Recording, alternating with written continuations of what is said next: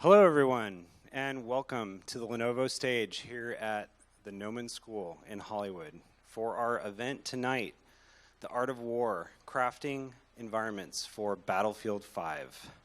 My name is Anton Naparella. I am the education lead here at Gnomon for our games program. I'm super excited for the event tonight, but before we get started, there's a couple things we need to go over. So, firstly, the event tonight is being streamed on Twitch, and we need to say hello to everybody out there online. The stream will be archived, so if there's anything you feel like you missed, please check back in a couple days, and we will have that stream archived for you to check out and recap anything. So, of course, the event this evening is sponsored by Lenovo. Huge thanks to Lenovo for bringing amazing educational events like this to you live from the Gnomon campus. Also, thanks to Wacom for our Cintiq setup that we have up on the stage that our presenters will be using this evening. Just a quick reminder, if for any reason you need to get up and leave this evening, please make sure you do so quietly and respectfully so that you don't disturb those around you. If there's anything you need, please check in with our event people at the back. They'd be happy to direct you towards restrooms or anything else you might need. With that said, I'm very honored to introduce our speakers for the evening. All right, first up, Guy Rambelli. He is a 3D artist.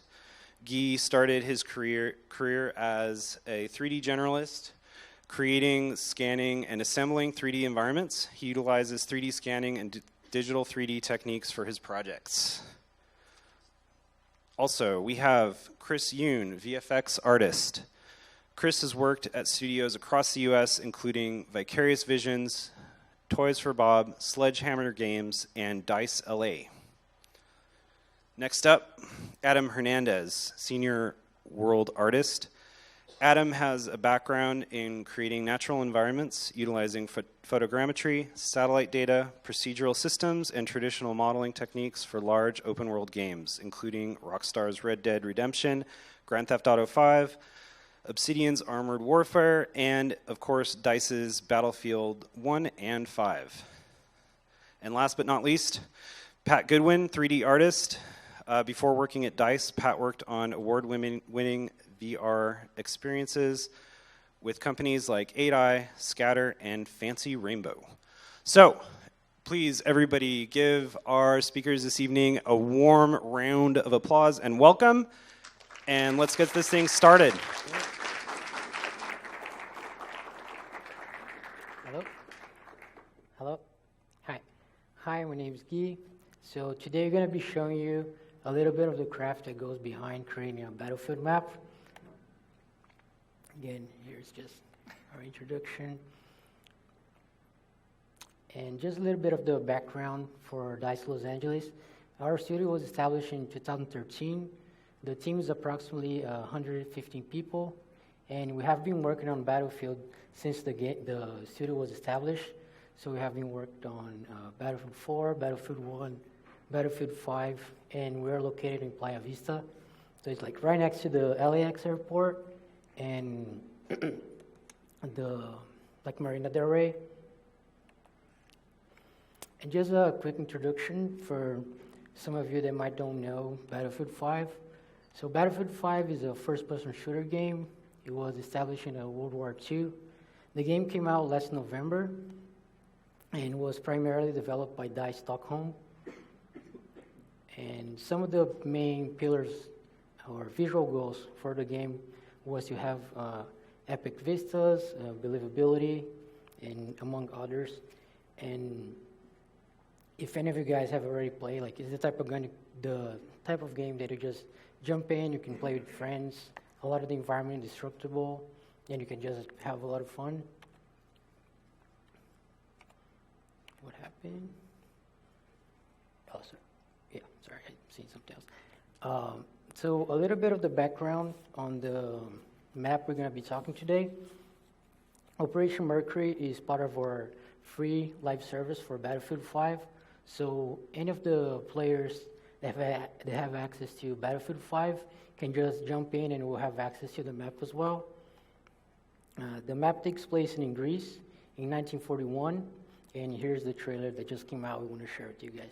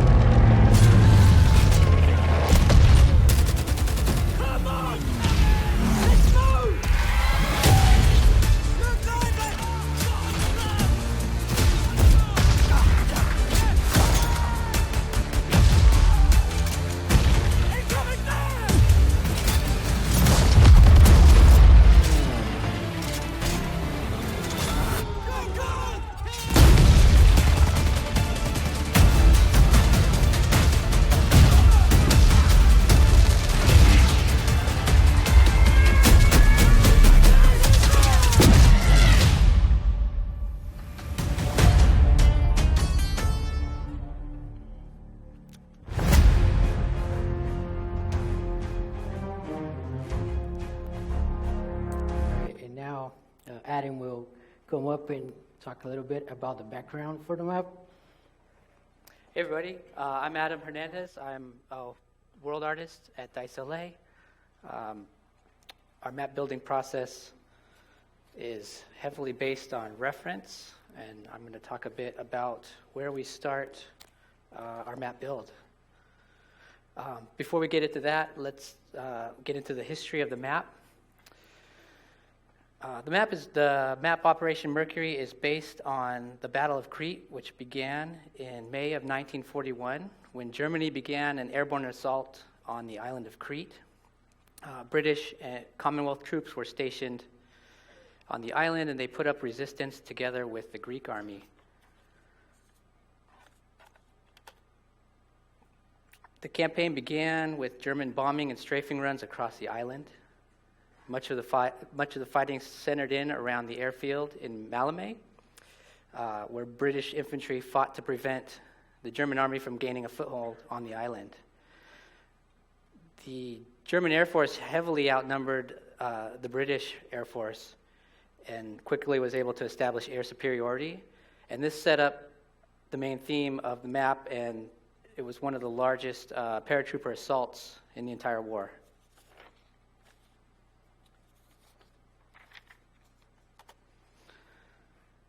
So the process of building maps at DICE, it's very much a collaborative one. Our team in LA, along with members in Stockholm and Shanghai, all had parts working on this map. And we're super excited to share with you some of the process that went into building the environment. The work of the map building team always begins with figuring out how to achieve a particular look for a particular environment. And where the artwork began for Operation Mercury was in our Crete Beach diorama.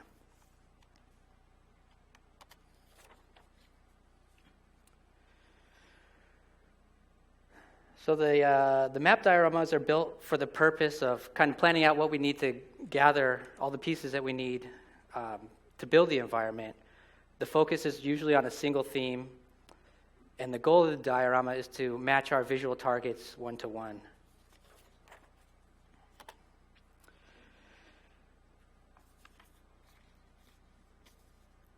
This is some of the planning that goes into the diorama builds. The process starts with reference collection. Our map building is very much driven from real-world references. Everything from location to story to composition, all the way down to like the detail of how different terrain materials blend into each other. It's all real-world reference guides all of those decisions that we make. We gather reference from photo, video, and historical sources. In addition to reference, we have a really great concept team. They provide us with concept pieces that help us determine the mood and the tone for the map. Once we kind of know what the location looked like in the real world and the tone that we want to go for, at this point we're ready to kind of scout out our locations for content capture. So this is a really critical step in the process, finding the right location. Ideally, we're looking for one that has all of the assets that we'd want to scan or build living together in the same environment. And the reason for this is it helps ensure that they will all realistically blend together when we start assembling everything. We're looking for small-scale details, mid-sized cover objects, cliff faces, and larger background assets. We find a lot of really great reference online, but it's always beneficial to go on site and capture the exact reference that we need. This ensures that we get great high-res data, photos. We're able to shoot everything with Macbeth color charts so that we can later color correct everything. And we're always able to get the details and angles that we can't find online. Also, being on site and seeing locations firsthand, it helps us to get a greater understanding of how the assets fit together within the environment. For the Crete Beach diorama, we were very fortunate to have great beaches here in Southern California, and some of these were very much matching our real-world reference of the Mediterranean beaches that we were looking at. We were able to capture a majority of the assets from local beaches just within an hour from our studio. But doing this kind of presented a problem that we would have to solve later down the road, and that was getting everything to match from the California browns and oranges to the white sand Greek beaches that we wanted to achieve.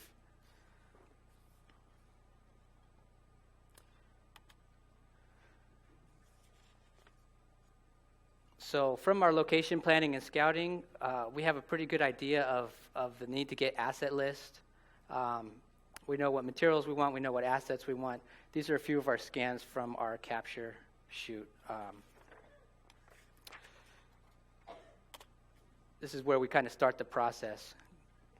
We needed some sands. We knew we needed some fine gravels. We needed some rough gravels. We needed rocks and more rocks. We also needed a few cliff pieces. So one of the challenges that we encountered along the way, another challenge was we found some really cool striated cliffs. We really liked the look of these. But we found as we started working with them in the level, it was very easy to see kind of repeats, and it was a little bit difficult to work with the shape. So eventually we ended up pulling these out of the kit. But that's all part of the process. Going through the diorama, you get to find the right pieces, and cutting down the kit down to its essentials is kind of one of the goals of this. Once we go through our assets, at this point we have everything that we need. We bring it back. Guy and Pat are going to be talking a bit more about how we process that stuff when they come up after this. So now we have our pieces. This is the first piece. This is one of our on-site photo reference, and this was kind of the shot. This is the shot that we're going for in our diorama. Guy and I did a large-scale scan of the entire beach, and we used this for our background of our diorama. It also helped to work as like a template, so we could place assets, we could place materials, and see how all that stuff started to fit in and match it to the scan. So we take that, we source elevation data from the actual location, we bring that in and use that as the rough base for our terrain. We bring in the template piece in the background there, doing rough material passes, start to bring in the assets, just kind of building up everything and iterating on it as we go.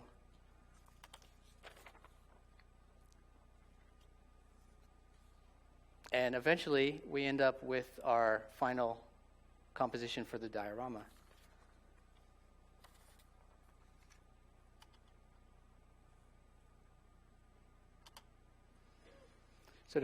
So as I mentioned before, this was one of the challenges. This was a unique challenge to this diorama. We ended up getting everything colored corrected to match California, but then we had to go through the process of matching that to our Mediterranean beach reference, and that required us to go through and color correct and process each asset.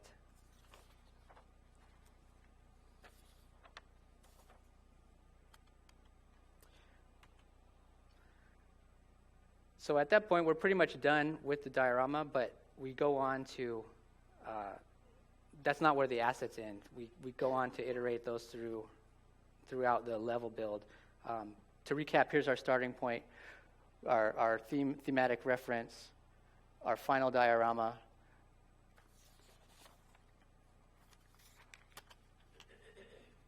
And then finally, our final nature kit. After much collaboration between world art, 3D art, lighting artists, art direction, we achieved the final in-game nature assets. And that's pretty much it. Here's Guy. He's going to talk more about the asset creation process. Thank you.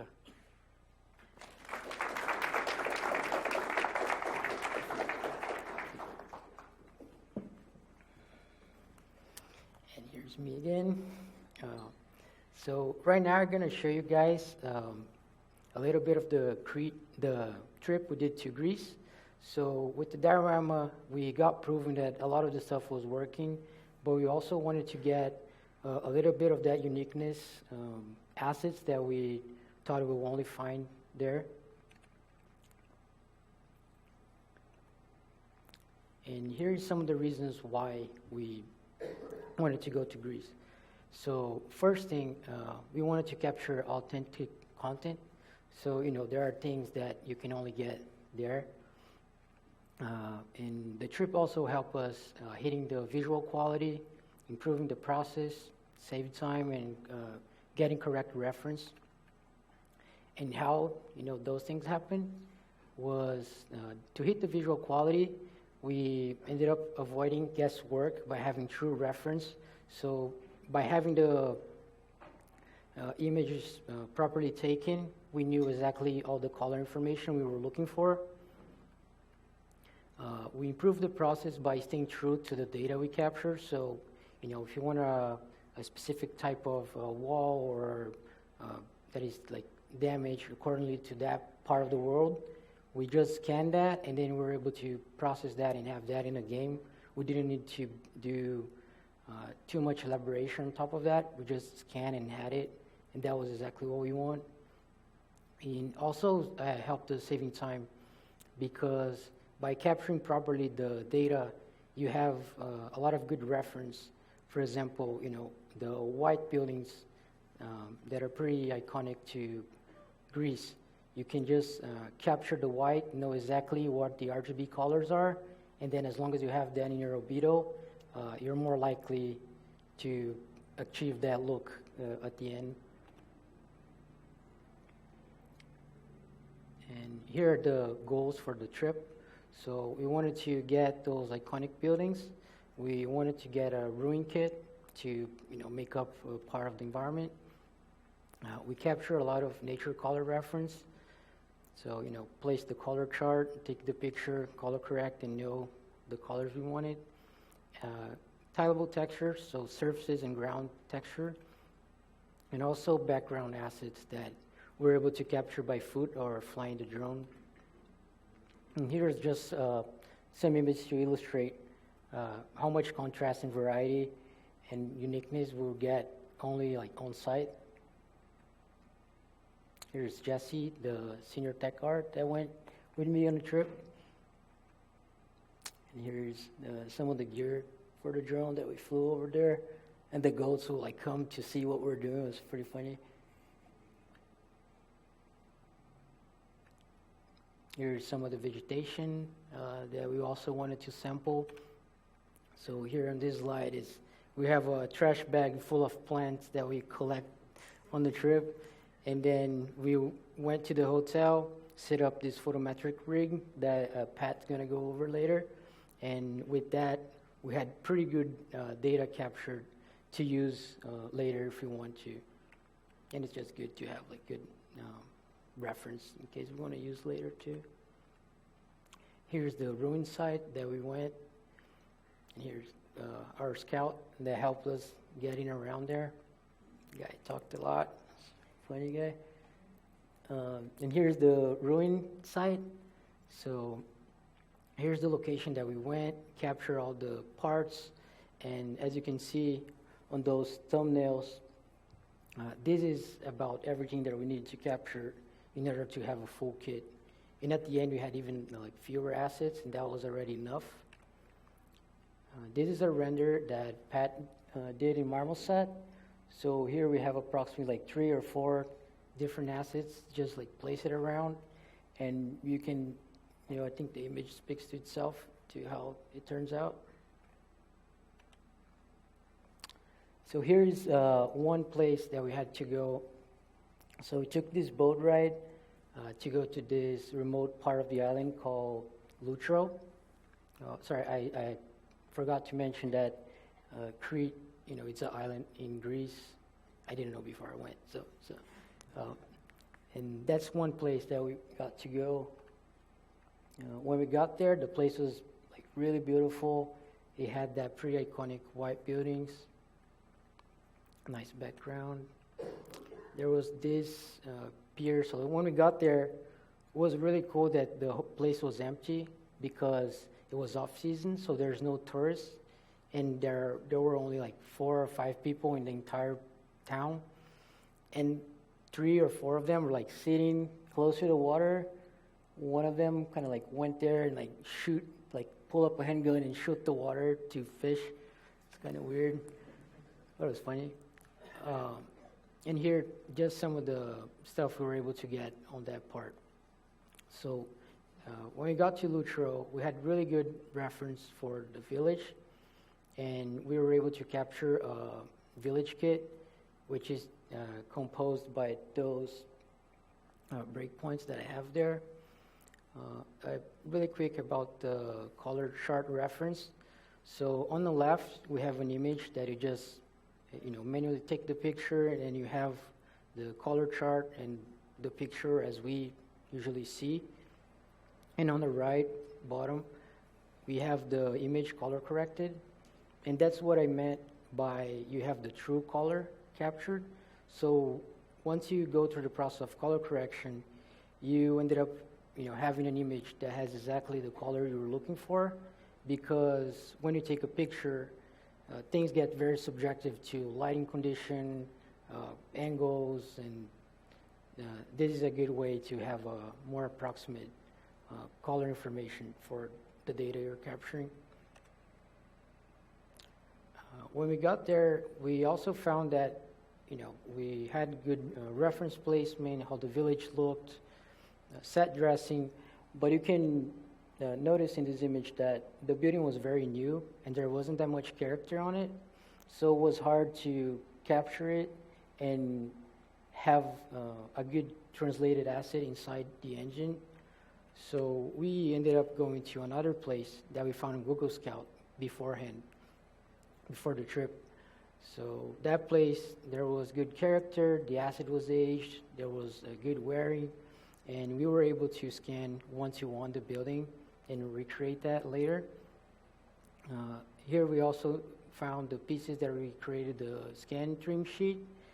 And one of the reasons why we chose to have this building with a little more like run-down look was because that had a lot of the like realistic grounded details embedded in the asset or the subject, and it's a lot easier to remove things from a scan and make it a little more pristine than to try to add things and make it look realistic. And then back from the trip, we just had tons of images, We had to organize all of that. We have a standardized folder structure that really helps being able to move assets around and have different people working on it. I think I can't emphasize how organization is important when you're working with that much data. And then we have this shopping list, basically, which is a catalog. We share with World Art, and then World Art is able to select and see what we're missing in the level. And here I'm going to go a little more in depth into the building workflow.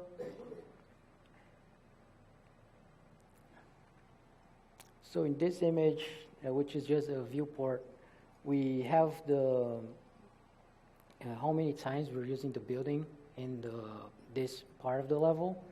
And that was one of the reasons why we went to Greece and tried to make that asset well done, was because we were using that same asset over and over. Here's the concept art. Sorry, the letter, you see it. But here's the concept art done by Eric Persson. This was the visual target for the village. So we had those white iconic buildings with some of the blue details on it, which it looks more like the place we scanned that house I talked about. And here we're back to this house. So when we get to the location where we want to scan, there are a few things we want to check. First thing, we want to make sure we have full access to the building.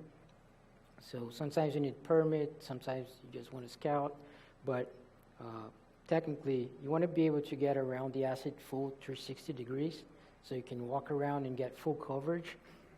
You also want to get enough high coverage, if not fully, and you can do that by using a monopod, or in that case we just flew a drone. Like, we made sure there wasn't many power lines or things like that.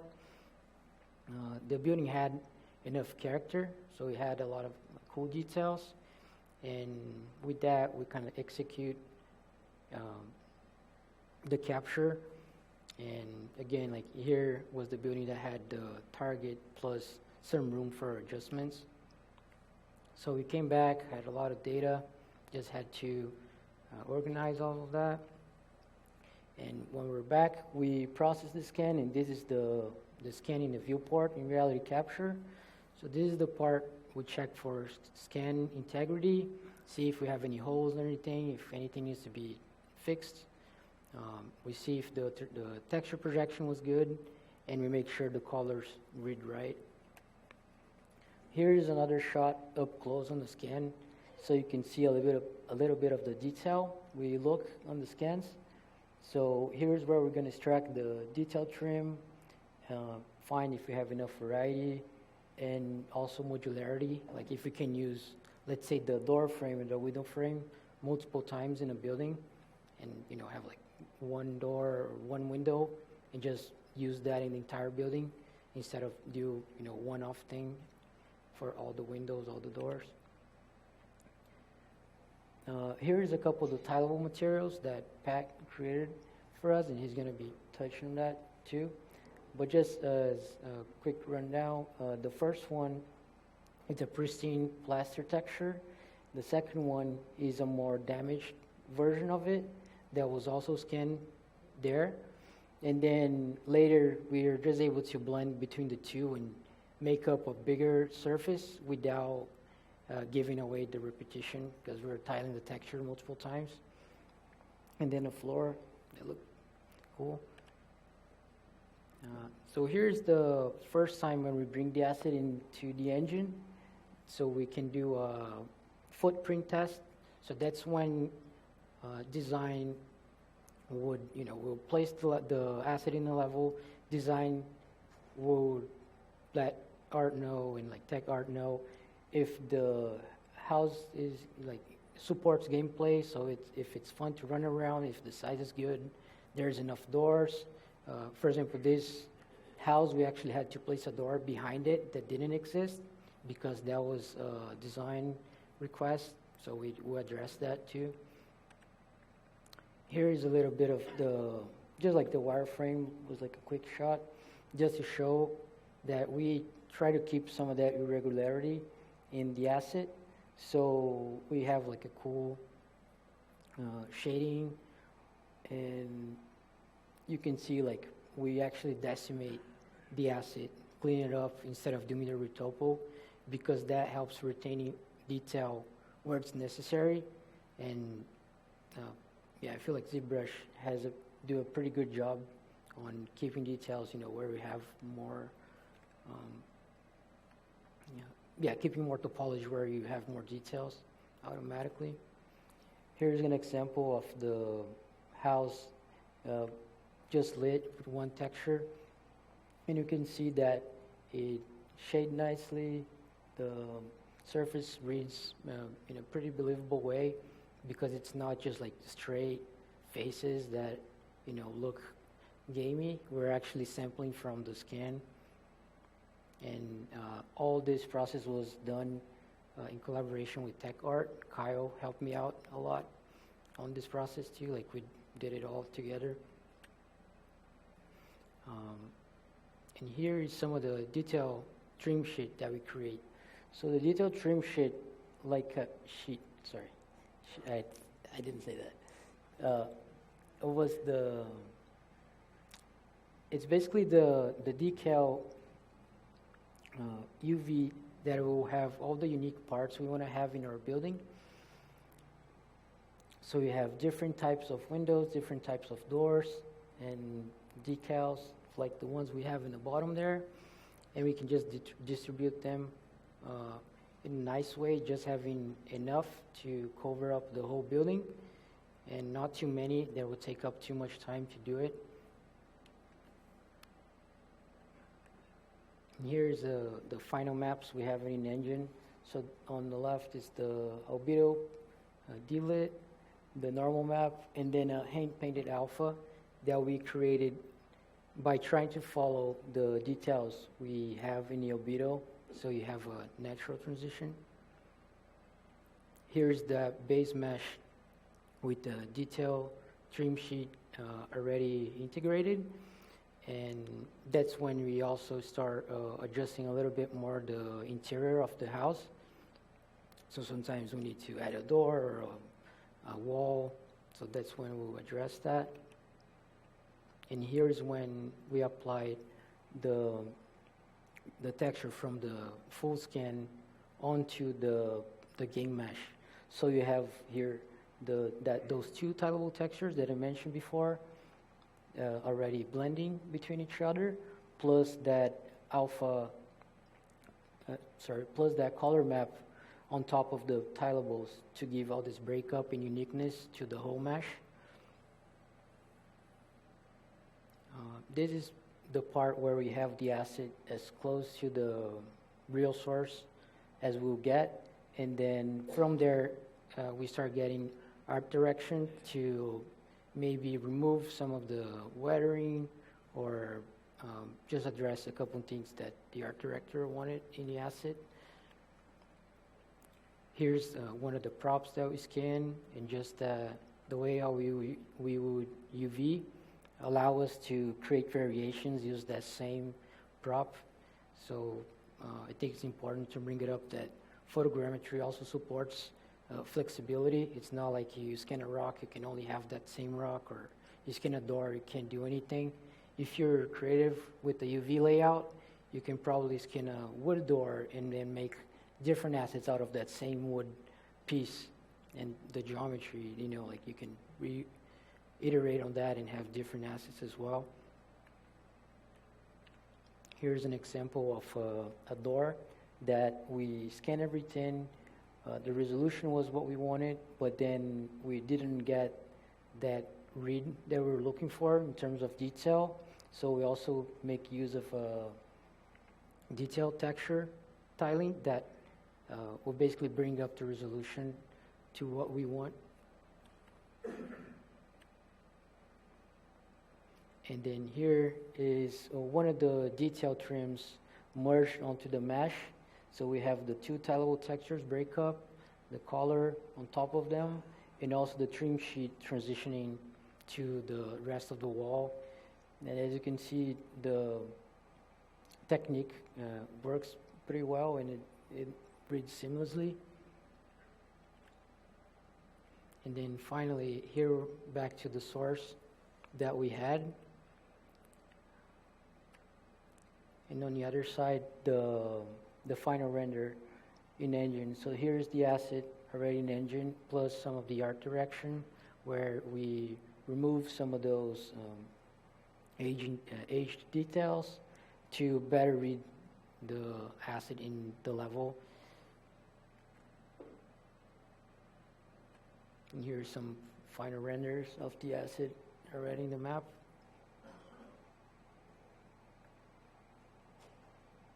Here is a second building we did with that same kit.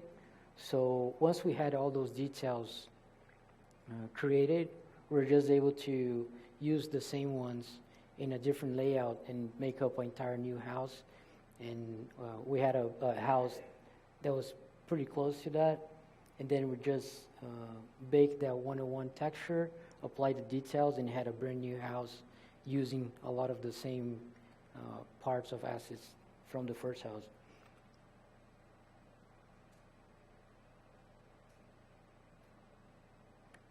And that's me really seasick, so I learned that I get pretty motion sick if I ride that boat going to Lutro, so I had to stay there for 20 minutes just to be able to walk. And so next, Pat's going to talk about the materials and substance designer. Thank you. Good job, buddy. Test, check. Hello. How's everybody doing tonight? Thanks for joining us. Thanks to Gnomon for having us, all the staff here. Super nice. Y'all are great. I'm Pat Goodwin. I'm going to talk today. I don't have as many good Anthony Bourdain stories as Guy, but hopefully this is mildly not boring. So I'm going to talk today about photorealistic materials, the future, I apologize, of photorealistic materials, a hybrid approach. So this approach came about from trying to find an ideal workflow to achieve some of our goals, our visual goals, and optimize our production time. It's important to note that, first, before we start, that many of the materials in Battlefield 5, including some on the map Mercury that we're showing today, were actually created with different approaches, but we're looking to move forward with this as sort of the new gold standard and was utilized on some of the ones I'm going to actually talk about today.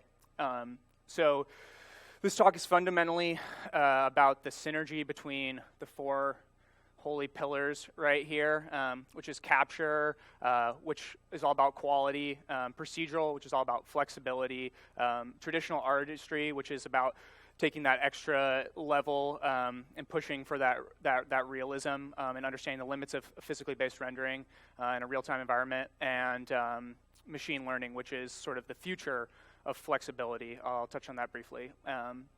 So here are some examples of some of the materials created for the map. You sort of saw these for a second when Guy was giving his talk. Basically, this talk will be broken into a couple parts. First, I'll talk about sort of those four pillars, and then I'll basically dive into that the actual workflow itself. So yeah, here's all these. Just a few. All right. So, going to be talking about capture. The first pillar, how do we achieve the highest quality? Oh, hold on. Sorry. I think I messed up. There we go. So pillar number one is capture. Our materials start with the highest quality capture. The first tool that we utilize in this process is photogrammetry. It's sort of the current proven industry standard. Everybody else has sort of been talking about this. There's other available techniques such as LiDAR, hard light, but photogrammetry has really sort of risen above the rest as sort of the most cost-effective and the highest quality. So high-quality capture is always ideal, and it takes good equipment, skill, training, patience, and a lot of processing, and we're always striving to lay down a strong foundation with this data, but there are limitations to that. So what are these issues that can arise with photogrammetry capture? First of all, it's not always possible. There might be you might be required to utilize old data that's not as good. You might have limited time, resources. There may be mistakes that happen during the capture. A lot of times, like the weather's not cooperating. It's pouring rain. A camera malfunctions. You mess up the exposure. There's a lot of things that can go wrong. And there's just some general limits with photogrammetry, including like overly smooth normals, like you scan something and just sort of that fine tertiary sort of level of detail in the final product just doesn't look that good compared to like if you were to do like a sculpt or something where you can really control that. So then, how do you fix that issue? And some people are attempting to fix that that problem by capturing enormous data sets. They're taking tons of photos at very high resolutions, very close, and basically they end up with point cloud sets in the like many billion range, which is really inefficient, costly, requires handling of a ton of data. So then it leads us to, is there another solution? Can we sort of achieve that same level of quality without the sort of expense of that solution, which leads us to photometric stereo.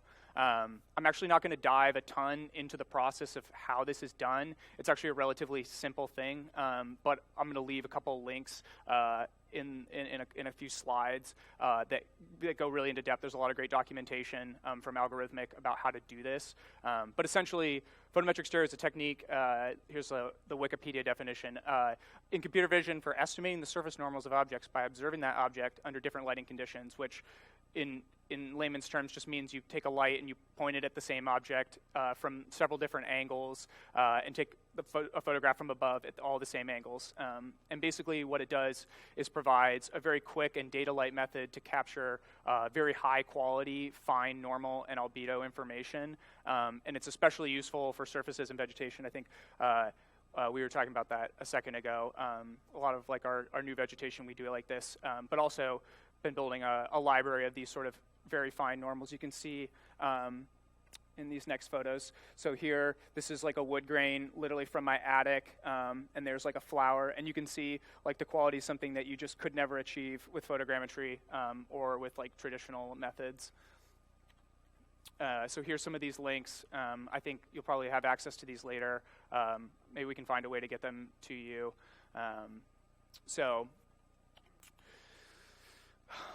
In conclusion, for capture, photogrammetry and photometric stereo as a pair can basically cover all of your base capture data needs. Photogrammetry providing the high quality primary and secondary form data, and photometric stereo filling in that sort of tertiary level. Between the two of them, then you have sort of the ultimate capture setup. So this, the next pillar is procedural. So by now, pretty much everyone in the industry is fully aware of the importance and power of a non-destructive procedural parametric workflow. There's sort of been a stigma in the past around scan data that it's inflexible and limiting. Guy was kind of mentioning this earlier. Basically, there's a thought that there's sort of no potential for this sort of variation or parametric control that comes with a fully procedural approach. Older methods sort of did limit scan data. Older approaches that people were sort of utilizing did that, but there's new workflows and new tools that have allowed us to sort of develop a truly hybrid approach, merging the best of both worlds, especially for those who are already sort of familiar with procedural workflows and material creation.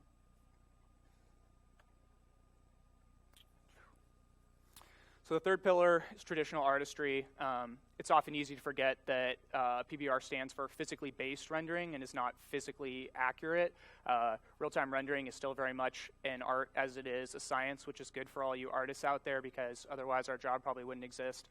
There's serious flexibility in how you author your roughness and smoothness maps, how much AO micro lighting you leave in your albedo. There's a lot that still comes that requires the sort of touch and the vision of a more like artistic approach, being able to like understand and observe physical properties of light, what makes a surface believable. These sorts of things are still incredibly valuable with scan data because even though the raw data you're getting is so good, there's still that final push that comes from sort of the specular aspects of a material and things that you can't really capture well, and also pushing sort of the limits of PBR rendering. So the last pillar is machine learning, and hopefully the machines agree to continue to do our work for us moving forward. But basically, I'm not going to talk a ton about this because this is not something that we really are doing a lot of right now, but I think it's worth noting because this is something that the industry is moving towards and we will be utilizing more in the future. And basically, the sort of overall goal is to train networks on large quantities of scan-based data and start to recognize patterns in height maps, start to recognize how the difference between a lit albedo versus a delit albedo, and these sorts of pattern recognitions will allow us to then use these softwares to basically do automatic delighting and also create infinite variations of different surfaces based on previous scan data. So something to keep your eyes open for and to look out for in the future. So next part is the workflow and what we'll cover. There's sort of these 7 parts. We have talking about Substance Designer, the resources we'll use, how we do the initial processing, tiling, procedural primary forms, photometric stereo, normal blend, and then the last thoughts. So this is sort of getting into the nitty-gritty. I'm not going to dive too deep into sort of the specifics. I'll sort of leave that, like if people have specific questions, because looking at nodes on a projector is just a lot of spaghetti. And you might not even be able to read what it says. So I'm just going to kind of go through the basics, and then if there's any sort of specific questions, we can do that at the end.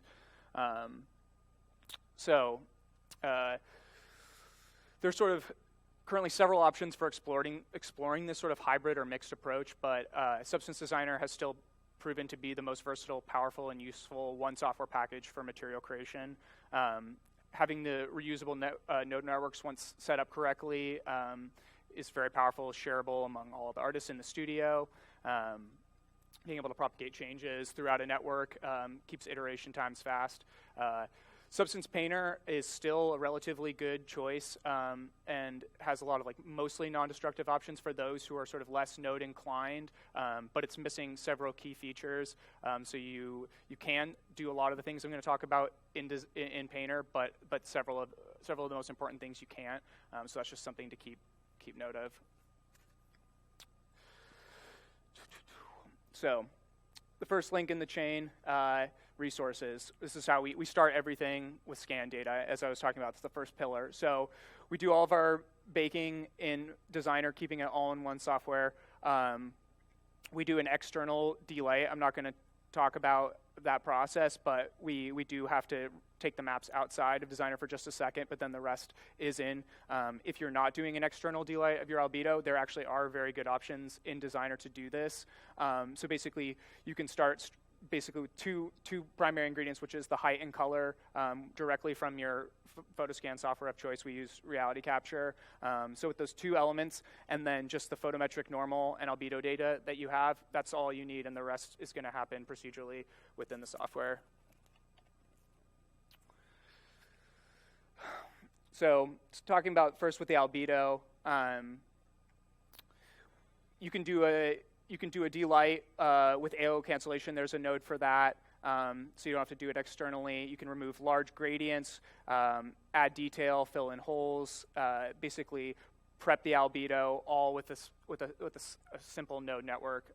You can't see anything as I was saying, but basically with just a few simple nodes, you can get your albedo to sort of the first proper state. And the most important thing to note about this is the sort of albedo master parameters setup.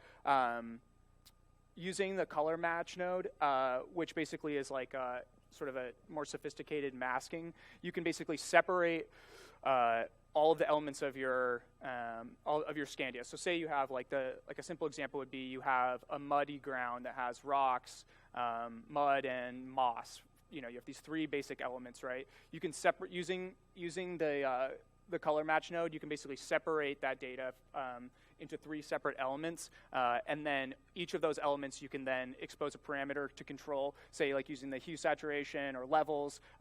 You can then expose that so that later on, if the art director says, hey, that mud, I love the moss and the rocks, but I think the mud is, it's too brown. I want to be more, like a slightly more yellow because it's going to be used in this other map.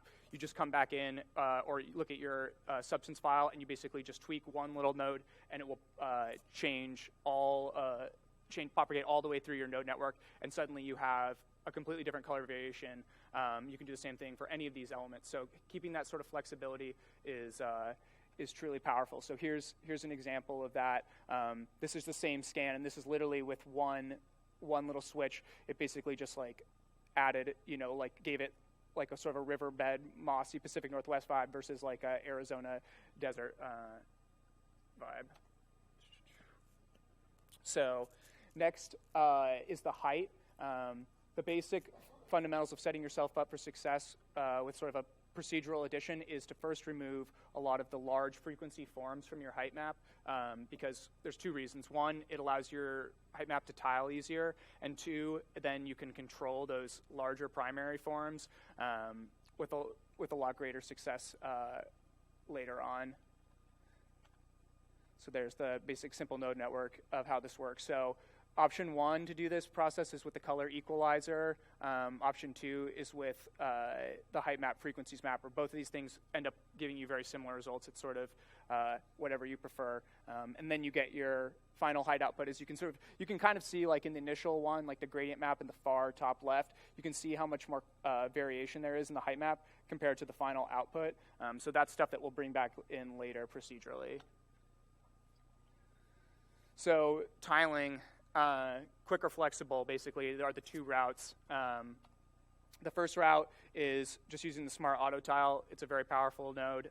Basically, it can tile most organic things pretty efficiently and quickly. It's a little bit limited in terms of having control later over sort of variation, like if you don't like the way things tile. The second approach is a little more complicated. This is like a very simple setup of it, but basically, it breaks down to masking elements of your scan data and then sort of scattering them about and setting up the nodes in such a way that you can then sort of, using a height blends, basically propagate these little patches around until you have a complete thing. So then you can sort of do a puzzle piece and just move things around, and you can end up with all kinds of different variations if you don't like the way that it's tiling. So the primary forms. So this is where we get back into the procedural stuff, basically. So having this complete parametric control and an limited variation allows for all kinds of additional supplementation, and we'll blend in all this procedural stuff. So here's like a simple example of just, I threw together a bunch of random sort of noises and things to generate like the final output right there in sort of the bottom right-ish is just a very blobby, generic sort of wavy shape that then can be applied to blended with the original data to give it, say you have this perfectly flat rocky ground, but you want it to have maybe like a trough in the middle or any sort of other major variation. You have full procedural control over that. So now we're moving on to sort of the icing on the cake, which is the photometric stereo normal blend. So as I was talking about earlier, how sort of the limitations of scan data, say you get a scan data for material. So take that that tiled floor I showed earlier. You have sort of like those primary forms of like the individual tiles, but if you look at the actual surface of the tiled floor, it's kind of missing some of those fine details. So what you can essentially do is take, again, using the color match node, or any other sort of mask you could use, your AO. You can basically isolate specific elements. Going back to the mud example, say you take that, you have the mud, the rocks, and the moss. You pull in the photometric normal data for moss, mud, and rocks that you've captured previously. And then by isolating those elements, you can then use normal overlay and masking, and normal combine, to sort of blend back in that fine tertiary detail and really push the quality of the original scan data. So that brings us sort of to the final thoughts about polishing off this workflow. So this is where sort of the art comes back in, the traditional art comes back in. Once you have your sort of final material established, like the base fundamentals, you have your final sort of albedo, you have your final height data, and all your parametric controls set up. The rest is then up to you as the artist to sort of figure out how to integrate that data into the engine, and setting up the roughness values, smoothness values, and the values of the albedo, just so that it seems the most photorealistic. I'm a big fan of breakup in materials. Like I always am pushing younger artists. Like I see a lot of people who I look at their materials and like the height looks great, the normals look great, the albedo looks great, but something about it is missing, and that magic ingredient is often found in the smoothness or roughness map. There's a lot of sort of special juju that can go into the creation of that, and it just takes looking at it in real-time viewers, trying different lighting scenarios, and basically pushing that around until you feel like it looks as realistic as possible. So observe the world and see how light interacts with different surfaces, and then apply that to that process. And that's sort of the last final touch. So now Chris is going to talk about some VFX stuff with y'all. Good job.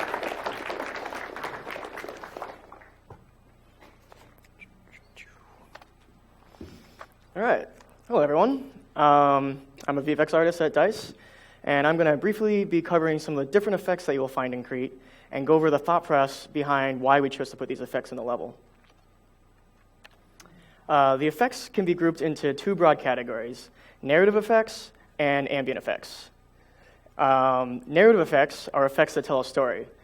This can be something like an aircraft hangar that was recently hit from a bombing, or for the ambient effects, these are simple effects that complement the environment art, and they help bring movement and life to an otherwise static level. This can be something as simple as blowing grass and leaves through a lush green countryside, or red flower petals that bring a sense of elegance to a Greece town. So we start off with a story, and in this case, it's the story of the Battle of Crete. So it's also better known as Operation Mercury. As Adam was saying, we did a lot of research into the battle, and we found that there were many fascinating events that occurred during it. One of the really cool things that we found out was during the battle, there were massive amounts of Axis paratroopers that were dropped onto Crete during this battle. And as you said earlier, it was one of the largest paratrooper assaults during the war. And we wanted to find a way to represent this in our map because we thought it would bring a good theme and identity to it. So in some of the earlier slides, you saw lots of parachutes around the map, and we wanted to play with the idea of having ambient paratroopers deploying from planes around the edges of the map because we thought this would help the player immerse themselves in the level and feel like they were fighting a small battle in a large-scale invasion. So we did a lot of research. We looked for reference, as you can see here. We looked through Wikipedia, YouTube, World War II footage, and World War II images. And once we gathered enough reference, I began to experiment in the diorama that Adam made. So I did that to build and iterate on different types of flying formations. I experimented with planes crashing into the water and planes dropping off paratroopers. And the reason you work in the diorama is because there's a lot of different people working on the map at the same time, and we need our own test space to make sure we're working properly before populating it to the final map. Otherwise, you may accidentally, say, use 85% of the VFX budget on just the planes and have to fix it, which I did. Once we have everything built in the diorama, we bring it over to the main map. I worked very closely with the world art and design to ensure that the planes and paratroopers were realistic and believable to the infantry soldiers on the ground. One of the challenges we faced was in our map, players can fly planes around them, and they have a much larger play space than the infantry soldiers, as you can see here. So infantry soldiers and the planes have a lot more. So we wanted to avoid confusion between the players in the planes and the background plane effects. So we wanted it to be realistic for the infantry soldiers while not being so believable that the people that were flying around in planes would start chasing them and trying to shoot them down. So we did a lot of testing, and we did this through in-studio playtests. I talked with designers, and I talked with fellow VFX artists. And the solution we found was to keep these planes in a tight flying formation near the edges of the map, because we found that players typically flew alone and they stuck to the middle, so they wouldn't be confused with planes that were just clustered near the edges. Another area that was very VFX heavy was the airfield. Again, we looked back at the Battle of Crete, and we saw that a pivotal moment was when the Allies lost the airfield to the Axis troops. This allowed the Axis to land fresh troops, supplies, and heavy artillery. So we wanted to find a way to tell this story in our map. Throughout the airfield, you'll find a bunch of smaller moments, such as this bomb aircraft hangar. It's full of fire and embers from recently being hit from a bombing run. You'll see there's missing ceiling panels, burning debris piles, and it's in stark contrast with a pristine air hangar that you'll see also on the runway. Here's an image of some planes that were destroyed before they were even able to take off. And here's an image of a crashed plane. It's riddled with bullets, and it crashed on the runway, and the plane caught fire when it crashed, and then we wanted to show how it interacted with the environment. So you can see it kind of caught fire to the hillside and creeped its way up. We did this because we wanted each area to be unique and memorable, so it was easily identifiable. So if the player was in combat, they knew where they were in the map, they'd be able to call it out, and it's also just really fun to play in cool environments. For this, I worked really closely with the environment art to make sure that my fires and smoke match the placement of the planes and the ground deformation, and I worked with design to carefully place the fire effects around the plane to prevent the players from taking fire damage when they took cover next to them. Here's an overall view of the runway. As you can see, it's full of smoldering bomb craters. It's scattered with planes that were bombed or crashed. And you can even see one successfully landed because there were gliders that came in and deployed the troops. When we were building the airfield, early on, we knew that it would require a lot of carnage with a lot of burning plane effects. So again, we started looking for World War II videos and photos. But in our Google searches, by random chance, we found out that last year, here in LA, a mock World War II plane crashed on the highway here. The pilot made it out okay, and somehow it didn't crash into any cars that were on the highway. But from this, we got a lot of really good high-res footage from multiple angles at various stages of the crash. So I was able to use this to create the final plane crash that you can see on the runway. And I wanted to do a quick breakdown of the final asset that's on there. So it's made up of many different elements, and it's starting off with no effects on there right now. And then I'm slowly going to add them on. You'll see that there's some smaller supporting fires in the nose and cabin of the plane. There's some smaller smoldering effects around the tail. And there's a line fire from where the fuel leaked when the plane crashed and then caught fire. There's some smaller supporting cockpit fires for when the players are close to make sure that there's enough detail. And then I'm pulling over the main fire, which you can see pulled from that I got from the reference. We also get to use some really cool tools in Frosted. There's a contextual fire that conforms to the various surfaces as I move it around. You'll see it setting fire to them. And it's really great for unifying the effects and the objects to the ground. And also, quickly, that was the particle transforms, just to show you we were able to use a little bit more of the budget on this plane because it's a very prominent thing on the runway. Dynamic weather is also very important in a battlefield map. It gives variety and identity to the map, and it's just awesome for gameplay. In this image, it's the rainy state, and then I did like a slice of the sunny state so you could see the contrast between the different rain states. And in making the rain state, it requires a large collaboration between disciplines. So the lighting is working on the overall look. So they're going to make it look from that sunny paradise to a dark and gloomy day. World art is going to make sure everything looks good when it gets wet. Design wants to make sure that everything is still fun and playable. We want you to be able to see what you're doing. Audio does an amazing job at making a wide variety of different sounds. So when I was working on the rain, it sounds different inside versus outside if you're in the city or in the meadow or even next to the beach. So that's really cool. And then as an effects artist, I get to work on how the rain actually looks to the player. So again, we start with reference. It's a recurring theme. We checked it. We're seeing if we want it to be a light drizzle, if it's raining cats and dogs, or if it's like hurricane strength winds. So we're trying to find the ref to show the level of rain that we want in the level. And next I'm going to show a quick breakdown of the rain attributes that I got to play with while creating the rain for Crete. But so we get to use these super cool tools thanks to Stockholm and our collaboration between studios. So I just want to give a quick shout out to them because they make some awesome stuff and share it with us. So in this video, I'm going to be quickly adjusting some of the attributes to extreme values so you can see the visual change.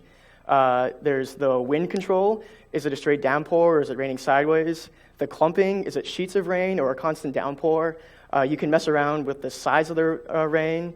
The drips, how does it interact with buildings or the stone walls? The splash sizes, how does it interact with the gun or the player model or even on the ground?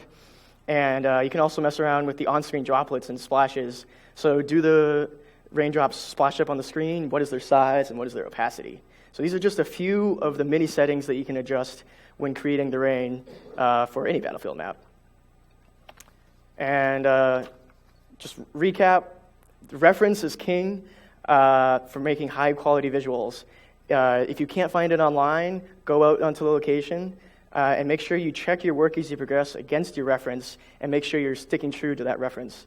And also really important, just make sure you're having a lot of fun along the way because like Guy got to travel and I actually got to do some photo scanning trips with Adam and that was a lot of fun.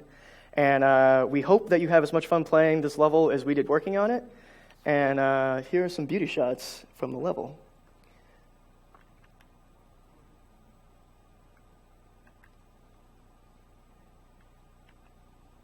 And I think we have the trailer up shortly after. There we go. And this is the trailer.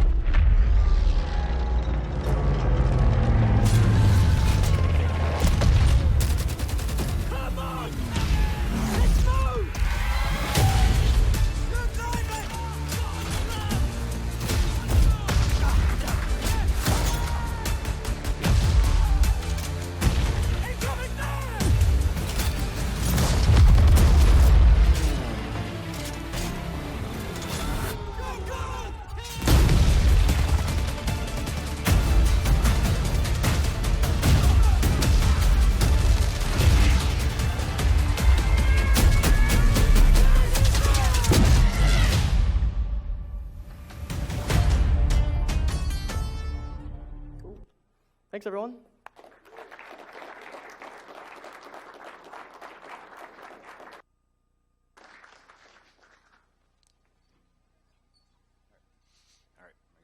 All right, thanks so much. That's a great presentation.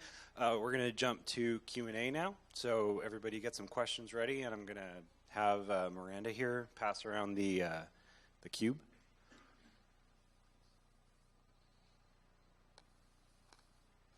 Right here in the back. Yeah. What scanner did you guys use? What was that? What scanner? What scanner? Yeah. So photogrammetry, it could be done with any camera.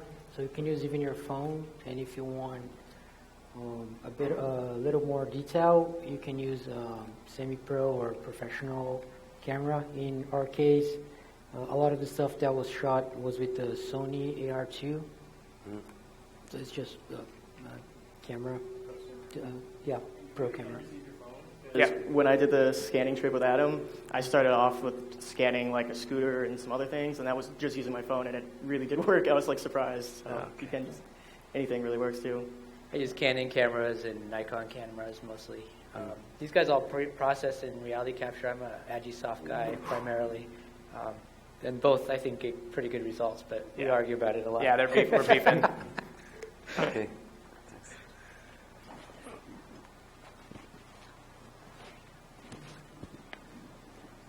Howdy. Y'all were talking about in y'all's procedural pillar a lot of really cool work that y'all were doing in Substance Designer. I was curious at all if you guys made any utilizations of Houdini in y'all's pipeline? So, sorry, I missed that last part. What was it? Did you guys make any uses of other procedural solutions like Houdini or non-textured procedural solutions in y'all's pipeline as well? You want to talk about this? Yeah. I think Houdini is a great workflow. It supports a lot of things that could definitely benefit the workflow. It's something like to be looked at, and I think it's slowly getting integrated. Yeah. Yeah, we're starting to use a lot of Houdini processes in our terrain pipeline as well. Yeah. It seems to be very promising, and we're getting into that. Yeah, we didn't, not specifically for this, for any of these materials, but definitely that's things will be moving more that way. Yeah.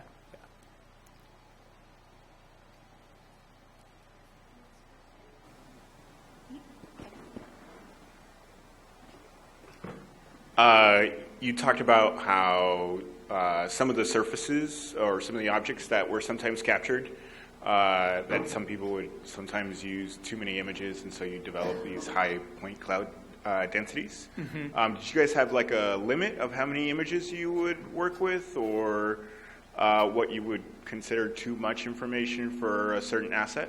When we scan? Yeah. I think it's sort of contextual. Like,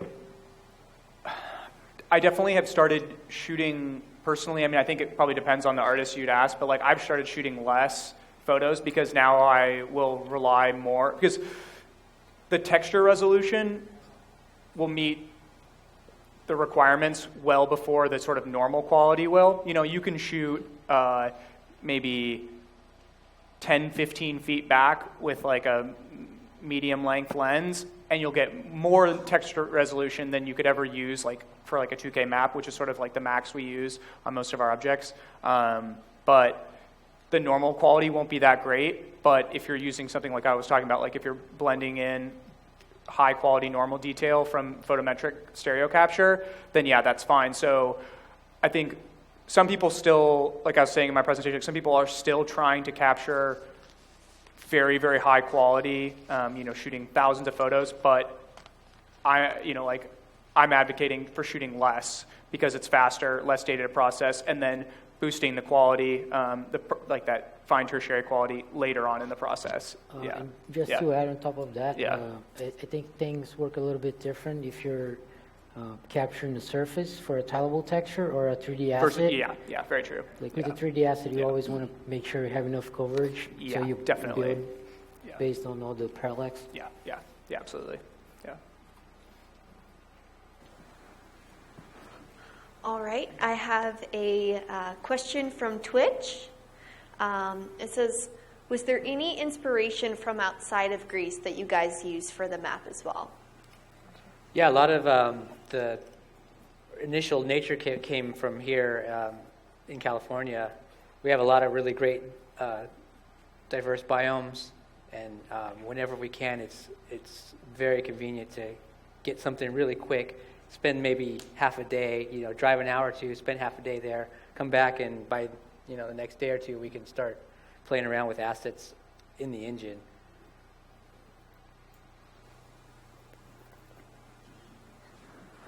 All right, here we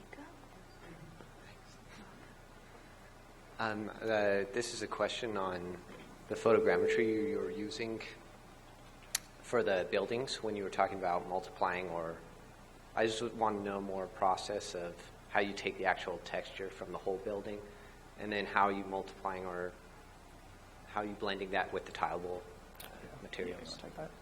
So I think on that, you can basically set up like multiple techniques, but the idea is that you would just have two tileable textures, and you can, depending on the engine, you can do with vertex painting, and just the input of the vertex will tell what tileable you're using, or you can do that through a alpha map, or you can do vertex paint or alpha map.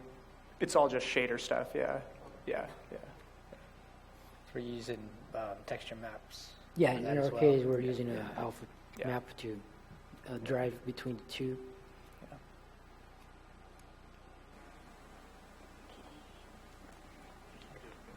Thank you guys so much for doing this today. My question is kind of, when you guys are working with like the designers and the people that actually kind of set up the gameplay of the level, what does that conversation or pipeline kind of look like in a AAA environment? Because I've only kind of worked in indie studios. What's that conversation look like? How do you guys go back and forth to make sure the gameplay works with the levels? We're constantly working with designers. They give us paper maps, and we do block-ins, and then we are always play testing everything. So we get a lot of feedback from not just designers, but everybody on the team. And generally, we're just talking to each other constantly. And a little bit of, let's try this, okay, let's try that, and everything eventually settles into a place where we're happy. A million emails. Yep.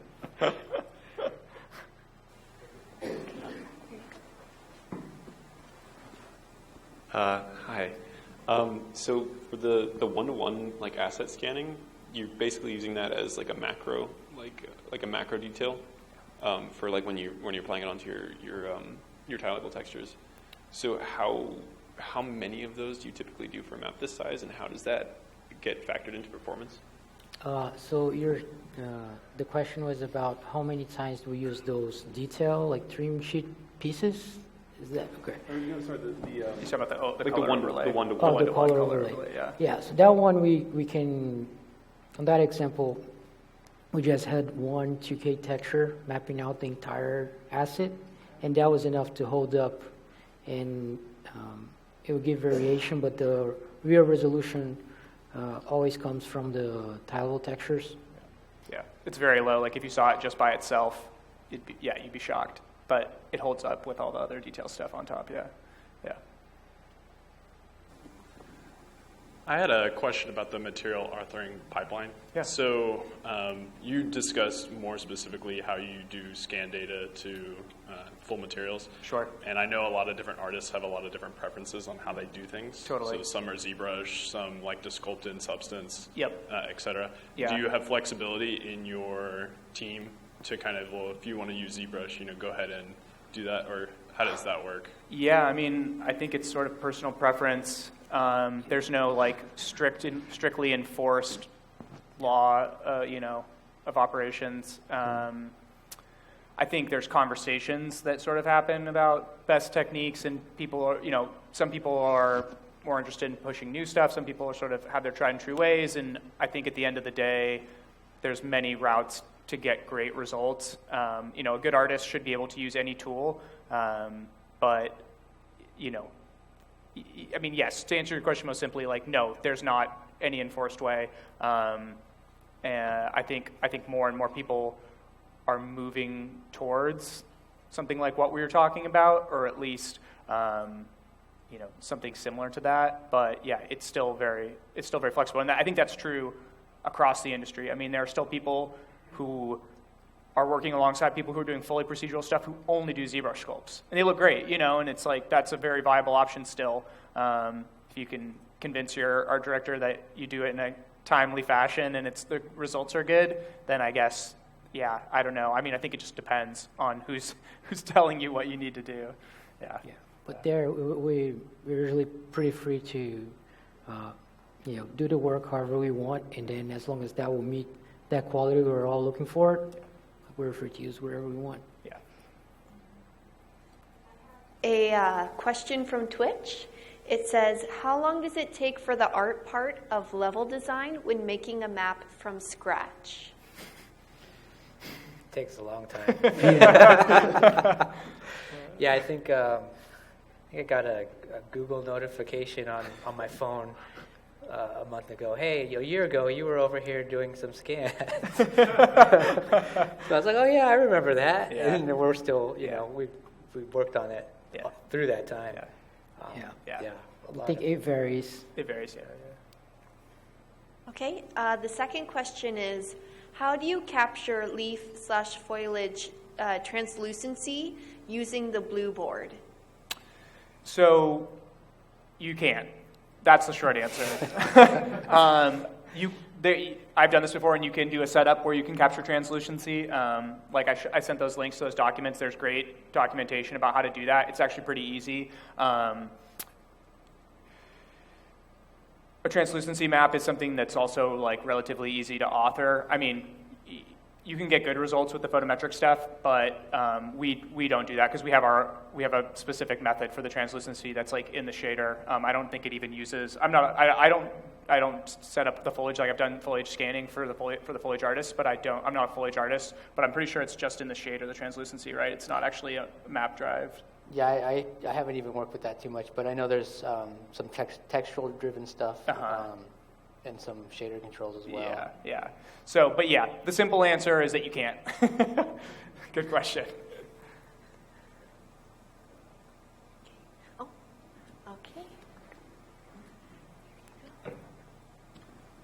okay. Great job, guys. That was super interesting.